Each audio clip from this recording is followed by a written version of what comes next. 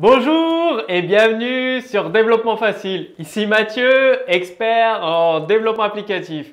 Donc vous allez continuer à découvrir tout le potentiel du framework de Google qui s'appelle AngularJS. J'adore ce framework, il est vraiment génial, très puissant. Moi j'aime bien utiliser les modèles de conception dans mes applications. Les modèles de conception, c'est un peu le Saint Graal, ce qui vous permet de passer au niveau supérieur et de développer avec une grande aisance, une grande facilité. Donc là, il y a un point très important, mais que souvent on oublie en tant que développeur. Moi, le premier, j'ai fait cette erreur il y a quelques années, maintenant il y a plusieurs années. Mais je suis passé par là, j'ai fait cette erreur, c'est-à-dire l'organisation d'une application, mais sur un disque dur. C'est-à-dire l'organisation des fichiers. Parce qu'il ne faut pas se leurrer, quand vous créez un jeu ou une application, vous aurez des dizaines et des dizaines de fichiers. Donc ça peut aller jusqu'à plus de 100 fichiers pour un jeu très facilement. Et c'est très important de pouvoir retrouver ces petits, comme on dit.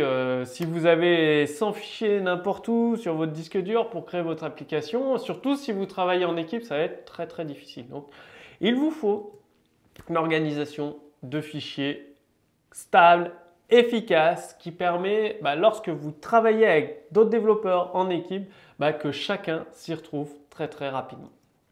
Alors, comment faire? Bien, comme je vous l'ai dit, avec AngularJS, même avec un autre framework, vous êtes libre d'organiser les fichiers sources dans les répertoires, le nombre de répertoires que vous souhaitez. Mais le but, c'est de conserver une lisibilité, une organisation efficace pour travailler en équipe et pour vous y retrouver quand vous avez des centaines de fichiers sources, quoi. Donc, vous devez utiliser des structures type des arborescences applicatives type. Donc, je vais vous donner une organisation de l'arborescence pour une application simple. Pas une application où il n'y a qu'un seul module, mais une application relativement simple. Déjà, vous avez votre fichier index.html qui correspond à la page principale de votre application ou de votre jeu. Donc, ce fichier déclare toutes les références, les includes des fichiers CSS, des fichiers JavaScript, il définit la portée d'AngularJS, il décrit la structure HTML de votre application. Ensuite, vous avez un dossier include et dans ce dossier include, vous avez les répertoires CSS, JavaScript qui contient, le répertoire CSS, il va contenir toutes les feuilles de style. Vous avez au niveau racine un répertoire images qui va contenir toutes vos images utilisées. Et si vous avez énormément d'images, créez un sous-répertoire dans le répertoire images avec un sous-répertoire icône, un sous-répertoire logo, un sous-répertoire bannière.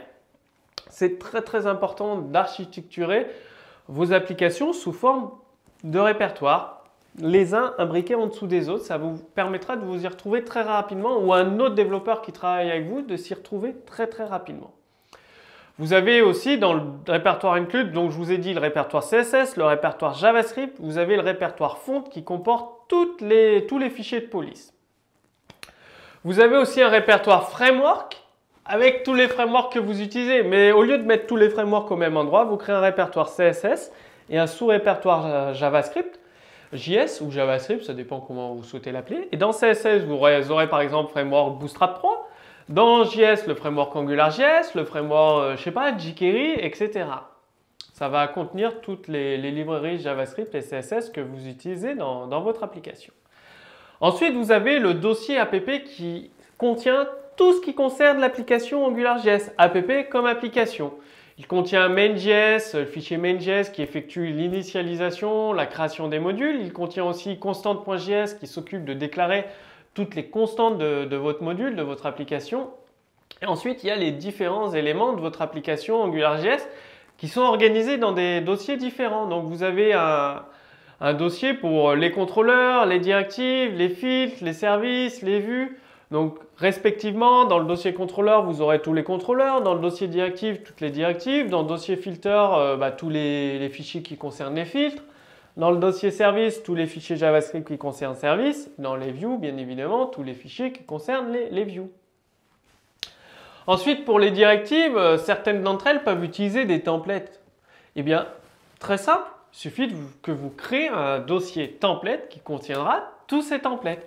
Voilà, le principe de fonctionnement, c'est de créer des dossiers qui contiennent tous les fichiers du même thème. Comme ça vous permet de vous y retrouver très rapidement. Bien, dans le cas d'une application beaucoup plus complexe, comme un jeu vidéo ou comme une application très très complexe, vous aurez le même type d'arborescence, mais vous allez ajouter un petit truc en plus. C'est-à-dire que le dossier app va contenir un sous-dossier par fonctionnalité. C'est-à-dire, dans une application plus complexe, vous aurez plusieurs modules. Eh bien, vous allez créer un sous-dossier déjà par module et vous aurez plusieurs fonctionnalités dans votre application. Eh bien, vous allez créer des sous-dossiers par fonctionnalité et bien évidemment, dans ce sous-dossier de fonctionnalité, vous aurez tous vos fichiers qui seront organisés par sous-dossier, contrôleur, directive, filter, service et view. Vous pouvez aussi avoir un dossier principal nommé common, main ou core, suivant vos préférences en tant que développeur professionnel. Et il contient par exemple l'ensemble des éléments communs à toutes vos applications. Notamment, il y a des directives, des filtres qui sont communs à toutes les fonctionnalités. Ce sera dans ce répertoire common, core ou main. Vous avez également le fichier main.js dedans et la déclaration des constantes. Donc, je vous montre un exemple pratique, enfin voilà, un exemple typique pour que vous voyez visuellement d'organisation d'une application. Hein. C'est aussi simple que ça, c'est parti. Alors la création de l'arborescence de votre application est vraiment très importante. Bon, je conçois dans les petites applications, vous n'en aurez pas forcément besoin, vous pouvez mettre vos fichiers, vos dossiers un petit peu comme vous voulez. Mais lorsque vous allez créer des grosses applications complexes, des gros jeux très complexes, avec plusieurs dizaines de fichiers, ça peut monter facile à 40, 50, 60 fichiers, que ce soit des fichiers HTML, des fichiers JavaScript, vos différents frameworks, les fichiers de données JSON, XML, il est absolument indispensable que vous organisiez, vous créez une arborescence logique. Donc, juste avant, vous avez découvert la version un petit peu théorique. Et après, ce sera à vous, vous partez de la théorie, de ce que vous avez appris dans ce cours développement facile pour créer une arborescence AngularJS optimisée. Et à partir de la théorie, vous le mettez en pratique et vous l'adaptez selon votre ressenti. Ce que je vous ai présenté dans développement facile, je l'ai adapté selon le type d'application, mes préférences. Donc là, on est dans le répertoire racine. Il y a le fichier index.html qui permet de lancer l'application. Donc, chargement des données, que vous avez vu cette application dans un cours précédent, des données du cache ou alors directement depuis un fichier Ajax. Et ensuite, donc, vous avez les données, un dossier image avec toutes les images d'une application. Vous pouvez même faire des sous-répertoires, bannières, logos, appli, ça c'est à vous de voir si vous avez énormément d'images. Et dans Include, vous avez tout le reste. Donc, votre application app, j'y reviens dans un instant. Les CSS, le style CSS de votre application, donc là il n'y en a qu'un seul fichier, c'est une petite application. Et les frameworks, donc là, vous aurez différents frameworks. Vous pouvez même créer des sous-répertoires CSS et JavaScript si vous souhaitez séparer les frameworks. Bien évidemment, pensez à le changer dans votre code source, ici. Sinon, ça ne fonctionnera pas. Très, très important. Donc là, je recharge la page. Tout fonctionne parce que le répertoire a été mis à jour. Donc là, vous aurez dans JavaScript Framework JavaScript, tous vos frameworks JavaScript. Là, par exemple, Bootstrap 3 dans CSS. Vous avez vos frameworks. Vos fichiers CSS à part, ce n'est pas un framework, donc vous les séparez. L'app, donc vous avez les contrôleurs, les directives, dans les directives, un répertoire avec tous les templates. Vous avez les filtres, les services, toutes les vues. Si vous avez beaucoup de vues dans votre application, vous pouvez faire des sous-répertoires également. Et là, main.js, c'est votre application globale, le fichier global qui va lancer l'application. Donc c'est ce fichier par exemple qui va déclarer un module AngularJS, plusieurs contrôleurs, et ensuite vous aurez d'autres fichiers, par exemple le fichier avec toutes les factories. Donc là vous créez un nouveau dossier factory. Tout ça, ça dépend vraiment du type de votre application. Plus elle est complexe, plus c'est nécessaire de créer des répertoires. Ça, c'est vraiment à vous de voir. Mais ce que je vous conseille, c'est qu'une arborescence optimisée, ça va vous permettre de gagner du temps à vous et à votre équipe. Si vous travaillez à plusieurs développeurs en équipe sur la même application, je peux vous garantir que vous allez gagner énormément de temps parce que votre application sera organisée selon une arborescence logique. Donc de toute façon, vous avez tout en téléchargement dans le code source sous cette vidéo. Comme ça, vous pourrez retrouver ce modèle d'arborescence typique.